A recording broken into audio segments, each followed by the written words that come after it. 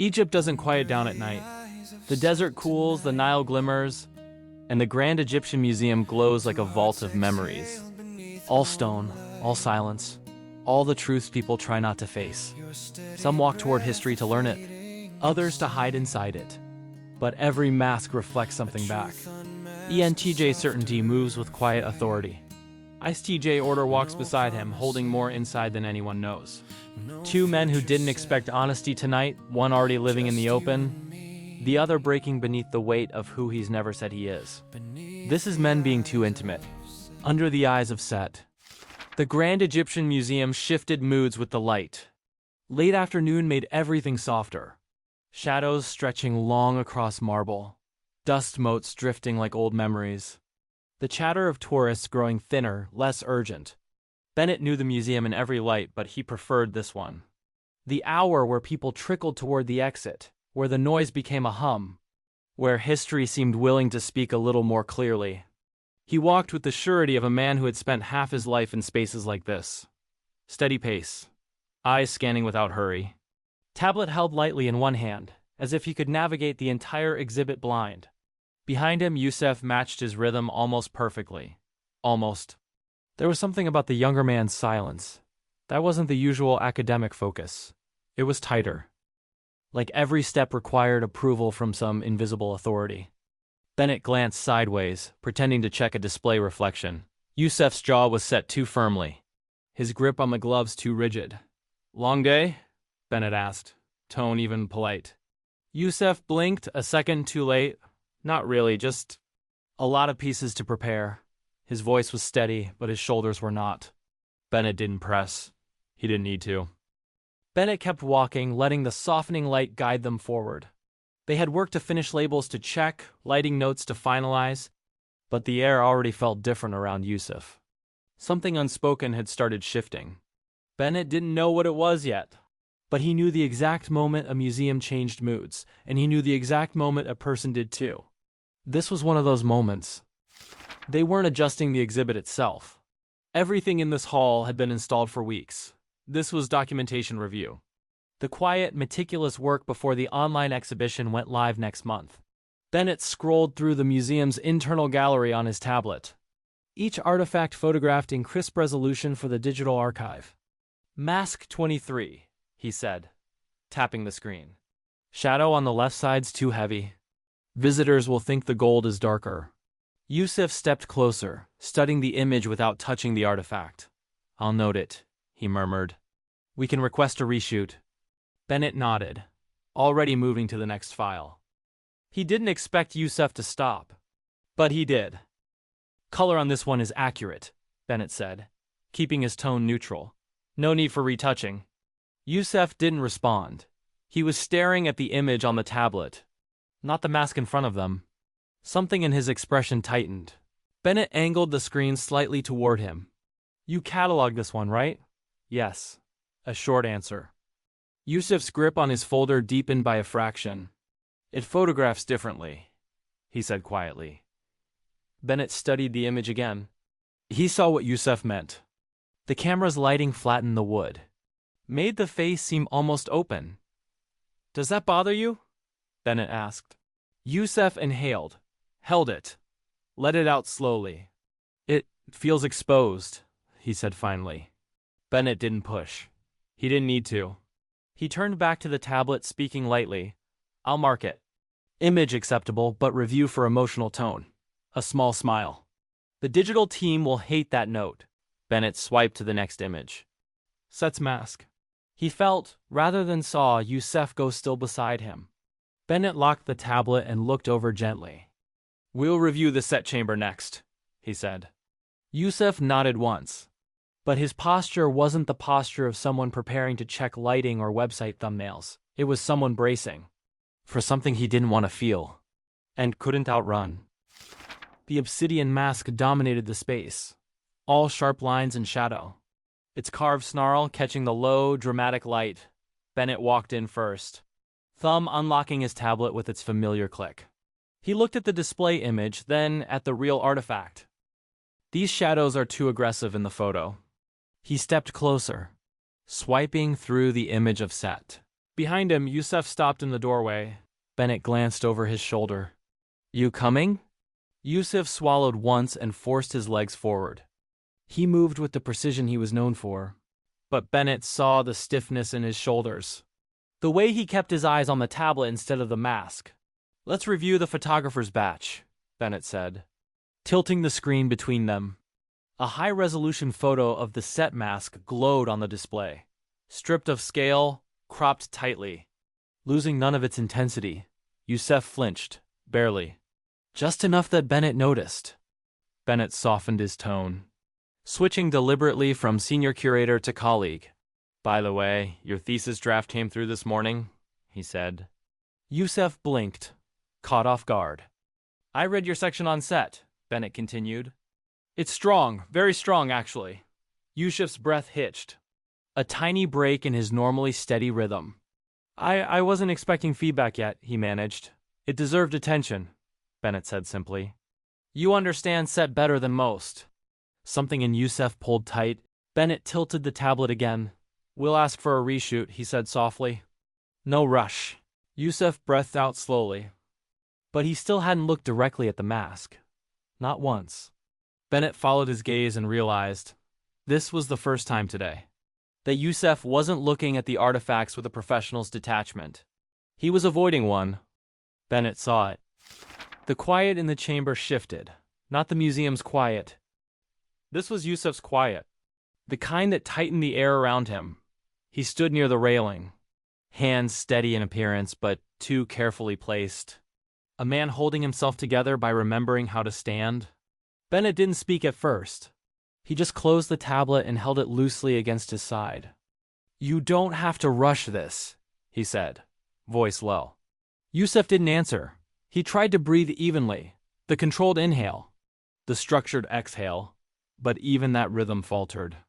His eyes stayed fixed on the floor, refusing the mask behind the glass. Bennett stepped beside him, not closer than necessary. "You studied set for years," he said gently. "You know every form he took." Youssef blinked hard once, twice, as if the words struck somewhere deeper than the topic.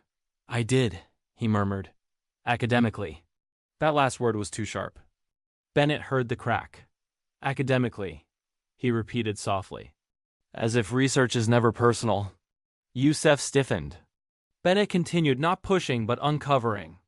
"When I wrote my thesis," he said, "it was supposed to be on hieroglyphic semiotics." Youssef looked up, surprised, as if Bennett having a past was shocking enough, let alone a vulnerable one. "But that's not what it became," Bennett said with a quiet breath. "It shifted. It became a study of how queer identity was encoded." He said the word queer with no hesitation, no shame. Youssef went still, completely still, as if the entire room stopped breathing with him. Bennett kept his tone even. "I didn't plan to write it that way," he added. "But sometimes the truth finds its way into the work." Youssef's throat moved in a tight swallow. He looked not at Bennett, but at the reflection of Set's mask in the glass railing. "You think that's what I've been doing?" he whispered. Bennett didn't answer right away. He turned his head, studying Youssef's expression. The tension, the fear, the exhaustion of carrying something unnamed. Then, with a softness almost uncharacteristic of him, he said, "I think your writing knows you." Youssef exhaled, not a breath, but a collapse so small only someone watching him closely could see. His fingers trembled where they held the railing. The younger man closed his eyes, just once, just long enough for the first crack to appear. They stayed where they were, in front of the carved relief of Set, but something in Youssef had shifted. Not because Bennett had said anything, he hadn't. It was the opposite. Bennett said nothing at all. "This is harder than I thought." Bennett didn't move closer. "I spent years studying him," Youssef murmured. "Years writing like I understood something about being out of place." His throat tightened on the last words, and I thought if I just kept it academic, it wouldn't mean anything. He let a small, broken laugh slip out. Youssef kept going, because he couldn't hold it anymore. "My family, they raised me to be dependable. Nothing unusual." The word unusual cracked in the middle. Bennett still didn't speak. Youssef forced in a breath, held it. Let it out slowly. I know you know, he whispered. He lowered his head. I can't fall apart here. A tight swallow. Not in front of him. He meant Set. The god he'd written about, the shadow he'd lived under. The symbol he wasn't ready to face. Bennett responded quietly. Let's go back to office. We can talk there. Youssef nodded once, small, almost ashamed, but relieved. Youssef kept his eyes on the floor tiles, matching his steps to the geometry. One square, then the next. A rhythm he could control, when nothing else felt controllable. Halfway down the corridor, Youssef finally exhaled. It wasn't relief, it was the sound of someone who'd held tension too long and was just now realizing he couldn't carry it back into the world unchanged. I wasn't supposed to... He stopped, shook his head. No, I don't know what I'm saying. Bennett answered gently, then you don't have to say anything yet.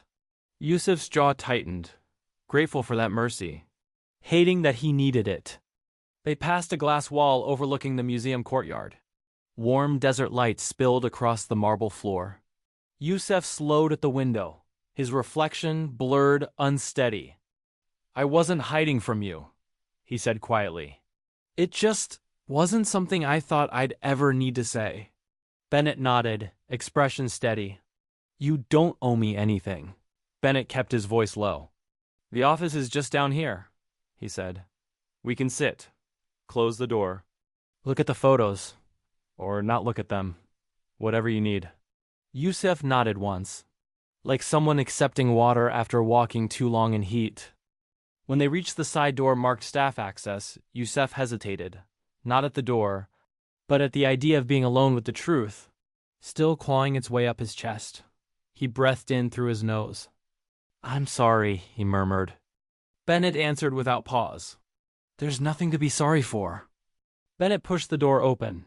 Inside waited quiet and privacy, and the part of the story where Youssef's mask would finally crack. The office wasn't large, but compared to the gallery, it felt like another world. Private in a way Youssef had almost never allowed himself to be. Bennett set the tablet down on the desk. Youssef sank onto the nearest chair, hands clasped between his knees, elbows braced as if keeping himself upright. Bennett stayed standing for a few seconds, giving him space, before taking the chair across from him. Close enough to share quiet, far enough not to overwhelm. Neither spoke. The silence wasn't awkward. It was permission. Finally, Youssef tried. His voice caught. I don't know why this is happening right now. Bennett nodded once, gently. Youssef stopped, pressed his lips together, tried again. I thought I was fine. That I'd be fine. He shook his head, letting out a bitter half-laugh. I've walked past that Set relief 100 times. I've lectured on him, written papers, corrected people with confidence I didn't even feel. But today I looked at him and it felt like he was looking back. He rubbed his hands slowly, thumb tracing circles over his knuckles. A grounding gesture. That didn't quite succeed. Bennett's expression softened, but he didn't speak. Youssef wasn't done. My family raised me to be dependable, steady, a man who doesn't break, doesn't question, doesn't deviate. His breath went shallow. I tried to be that. He blinked, just once, and a single tear formed, held. Refused to fall. It slipped down before he could stop it. He wiped it away immediately, rough, embarrassed, eyes darting away from Bennett. Sorry, he muttered. For what? Bennett asked softly. Youssef shook his head. I shouldn't. I don't want to make this your problem. It's not a problem, Bennett said. And you're allowed to feel it. That landed deeper than anything else. Youssef pressed his palms together, trying to steady the trembling. I don't know how to say it. I don't even know where to start. Bennett replied quietly. You're already saying something. You came in here. You sat down. You're letting yourself be seen. Youssef's eyes lowered, not in shame, but in the fragile realization that he trusted this man enough to unravel even a little. His voice softened to a thin whisper. I don't want to be alone with this. Bennett nodded. You're not. Those two words, steady, unrushed, were more stabilizing than any touch could have been. And, for the first time, Youssef let himself breathe, without bracing for collapse. Bennett waited until Youssef's breathing steadied, for the silence to feel like something he could stay inside, without breaking. Then he spoke. "Can I tell you something?" Youssef nodded. Bennett looked down for a moment, almost as if searching for the right memory to offer, then lifted his eyes again. "When I told my sister," he began, "she thought I was joking." Youssef blinked. Bennett smiled softly. She laughed first, then said, "Okay," and we were making tea in my flat. Youssef listened with a strange focus, like the simplicity itself felt foreign. "I told my closest friend the week after," Bennett continued. He shrugged, hugged me, and asked if we were still meeting for football the next morning. A small breath escaped Youssef, half disbelief, half longing. He let that sink in before adding, softer, "But that was my way. Just mine." Youssef's gaze lowered. He studied the floor, the grain of the wood, anything that wasn't the weight in his chest. Bennett didn't fill the silence. He let Youssef sit inside it. Then, with a tone barely above a whisper, gentle but steady, he spoke again. "Not everyone has my path. Not everyone has my timing. Some people open quietly, some slowly, some not at all." Youssef's throat tightened, his fingers laced together. "And there's nothing wrong with any of that," Bennett said. His next words were even softer. "There isn't a right way to be who you are. There isn't a wrong way to be afraid." Youssef inhaled sharply, a breath he hadn't meant to take, one that felt like it had been trapped for years. Bennett continued. "You're not failing," he murmured. "You're not late. You're not broken." Youssef closed his eyes, just for a moment, not to hide, but because the truth in those words hit deeper than anything dramatic would have. He swallowed. "I wish it were that simple. For most people, it isn't." He leaned back slightly, hands still resting loosely on his thighs. "But simple or not, you don't have to go through the first step alone." Youssef looked up, not fully, not bravely, just enough to meet Bennett's gaze for one flickering second, and in that second, his chest eased for the first time that day. Not because the fear disappeared, but because someone saw it. The room felt smaller now, not because the walls closed in, but because the truth finally had nowhere else to go. Youssef leaned forward, elbows on his knees, staring at the floor like it could offer instructions on how to breathe. "I've never said any of this," he murmured. "Not to anyone, not even to myself." Youssef swallowed hard. "I kept thinking I'd outgrow it." His voice was thin, strained, or pray it away, or bury it under work. He laughed once, a small broken sound. "But it didn't go anywhere." His breathing shook. "And that terrifies me." Bennett's voice was gentle but certain. "Being who you are shouldn't terrify you." Youssef's jaw tightened. "I don't want to disappoint anyone. I don't want to disappoint God." Bennett exhaled slowly, not in frustration. "In empathy. You're not disappointing anyone," he said softly. "Not him, not the world, not me." The last one made Youssef's breath break entirely. Just a tremor, but enough. Enough to show he had reached the edge of what he could carry alone. He pressed a hand to his face, wiped under his eye quickly, as if stopping a tear before it could embarrass him. "I'm sorry," he whispered. "Don't be. I don't want to be alone with this anymore." Bennett's chair scraped softly as he stood. He approached slowly, giving Youssef every chance to pull back. Youssef didn't move, didn't look up, didn't speak. He just stayed there, shoulders trembling, hands clenched, breath uneven. Bennett knelt beside him. He placed one hand gently on Youssef's upper arm. The touch landed like relief. Youssef exhaled, a shaking, collapsing breath, and Bennett drew him into a hug for Youssef to lean into. Youssef's hands hovered for a second, as if unsure whether he was allowed. Then finally, slowly, he gripped the back of Bennett's shirt, holding on like a man who'd been drifting for years, and had finally found something solid. His forehead pressed to Bennett's shoulder. A single tear landed on the fabric. "You're not alone," Bennett murmured. "You're not wrong, and you're not broken." Youssef didn't say anything back. He didn't have to. He just let himself be held, for the first time. The hug ended slowly. For a few minutes, neither spoke. The office hum of the air vent, the soft glow of the desk lamp, the muffled quiet of evening settling over the museum, it all created a small pocket of calm that Youssef desperately needed. He rubbed his thumb along the ridge of his finger again, not trembling now, just grounding himself. "My face must look terrible," he murmured eventually. "Not at all," Bennett said. "You look like someone who finally let himself breathe." Youssef huffed a soft, self-conscious laugh. He wiped under his eye again, more out of habit than necessity. "I'm sorry you had to see that." "You don't need to apologize," Bennett replied. Youssef nodded, eyes fixed on the grain of the desk. His voice came quieter. "I didn't think I'd ever say anything like that. Not to anyone. Not like this." "And you didn't plan to," Bennett said. It wasn't forced. That seemed to steady Youssef more than anything else had. He leaned back, hands resting loosely on his thighs now, breathing with more ease. After a while, he asked softly, "Can we stay a few more minutes? I don't think I can face the world yet." Bennett nodded without hesitation. "Of course."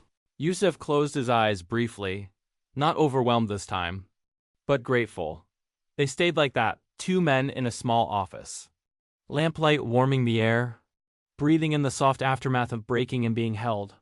When Youssef finally opened his eyes again, they were clearer. He sat up a little, shoulders steadier, voice firmer.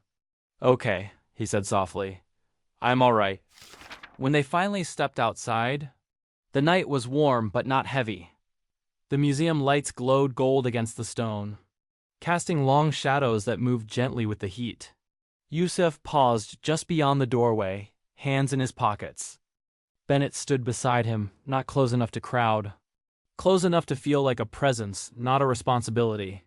After a minute, a soft scuffing sound came from the stairs. A desert dog. Sandy fur, lean legs. Ears pointed up like small flags catching the night. Trotted toward them. Youssef noticed first. The dog slowed, stopped in front of them, tilted its head. Right between them, like joining the silence, like listening. Youssef let out the smallest breath of surprised amusement. Barely a sound, but real. The dog looked up at him. They stayed like that for a while. The three of them in a small circle of warm light, breathing the same quiet air. Eventually the dog stood, took one slow step toward Youssef, brushed its side lightly against his leg. A silent reassurance, and then wandered off into the night. Youssef watched it go. Bennett waited a beat before speaking, voice gentle and low. "It's late," he said. "I was going to get something warm to eat before heading home. You don't have to join me. But you're welcome to." Youssef looked at him, still a bit red around the eyes, still fragile, but calmer, and no longer hiding. He swallowed once, then nodded. "I'd like that," he said quietly. Bennett nodded back, not smiling, not making more of it than it was. "Good," he answered. They started walking, side by side. Some truths don't explode into the world. Some begin in a quiet room with one sentence said too softly, and one person steady enough to hear it. Bennett didn't push. He simply stayed. The calm presence of someone who already walked this road and knows what fear feels like, and Youssef didn't transform. He just let himself breathe, let himself be honest. Coming out doesn't have to be loud. Sometimes it's a whisper shared with the right person, a moment gentle enough to hold your shaking. The ENTJ and the ISTJ, one certain, one careful.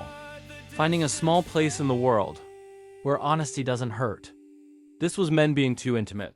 A quiet courage, a steady presence, a reminder that your first step out of the dark never has to be taken alone. If this stayed with you, listen to more from Gay audiobooks, where tension meets temptation, and quiet becomes everything. Also my short novel, Men Being Too Intimate series. When the car door closed, The Sunrise didn't ask for more, a table for one, and more are now available on Kindle Unlimited. You'll find the link in the description. Hope you check it out and enjoy.